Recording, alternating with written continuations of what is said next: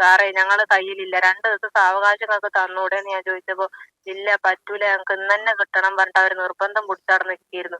അതിന്റെ മനോവിഷമത്തിലാണ് അവർ ചെയ്തിക്കണെന്നുള്ളത് 100% എനിക്ക് ഉറപ്പാണ്. സാമൂഹ്യ മാധ്യമങ്ങളിലൂടെ പ്രശസ്തനായ ബോബി ചെമ്മണ്ണൂരാണ് ചെമ്മണ്ണൂർ ക്രെഡിറ്റ്സ് ആൻഡ് ഇൻവെസ്റ്റ്മെന്റ് ലിമിറ്റഡിന്റെ ചെയർമാൻ. സാമൂഹ്യ മാധ്യമങ്ങളിലൂടെ വലിയ രീതിയിൽ ചാരിറ്റി പ്രസംഗങ്ങൾ നടത്തുന്നു ഒരു വശത്ത്, മറുവശത്ത് 550 രൂപ പോലും തിരിച്ചടയ്ക്കാനില്ലാത്തവന്റെ വീട്ടിൽ കയറി ഭീഷണിപ്പെടുത്തുന്നു. സ്ഥാപനവുമായി ബന്ധപ്പെട്ട ആളുകൾ അവരുടെ വീട്ടിൽ വരികയും അവരെ ഭീഷണിപ്പെടുത്തുന്ന ഒരു സാഹചര്യം ഉണ്ടായി. അതിനെ തുടർന്നാണ് അദ്ദേഹത്തെ ആത്മഹത്യയിലേക്ക് പ്രേരിപ്പിച്ചത് എന്നുള്ളതാണ് അറിയാൻ കഴിഞ്ഞത്.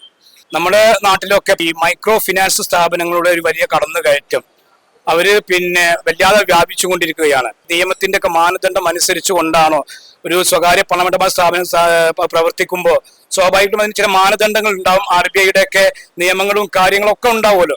അപ്പൊ ഇതൊക്കെ മാനിച്ചു കണ്ടോ, നിയമത്തിന്റെ പിൻബലമുണ്ടോ, ഇതൊക്കെ മാനിച്ചുകൊണ്ടാണോ ഈ സ്ഥാപനങ്ങളൊക്കെ പ്രവർത്തിക്കുന്നത് എന്നതിനെ കുറിച്ചൊക്കെ ബന്ധപ്പെട്ട ആളുകൾ ഒരു പരിശോധന നടത്തണം. സാധാരണക്കാരായ ആളുകൾ അവരുടെ ഈ നിസ്സഹായ അവസ്ഥ, അവരുടെ സാമ്പത്തിക പ്രയാസം അത് മുതലെടുത്തുകൊണ്ടാണ് ഇത്തരം ആളുകൾ പ്രവർത്തിച്ചു കൊണ്ടിരിക്കുന്നത്. ഈ സാമൂഹ്യ വിപത്തിനെതിരെ ഒരു വലിയ ജനകീയ പ്രതിരോധം, അതേസമയം തന്നെ സർക്കാരിന്റെ ഭാഗത്തു നിന്നും ആവശ്യമായ നടപടികൾ, ഇതൊക്കെ നിയന്ത്രിക്കാൻ ആവശ്യമായ നടപടികളും ഉണ്ടാകണമെന്നും കൂടി ആവശ്യപ്പെടുക.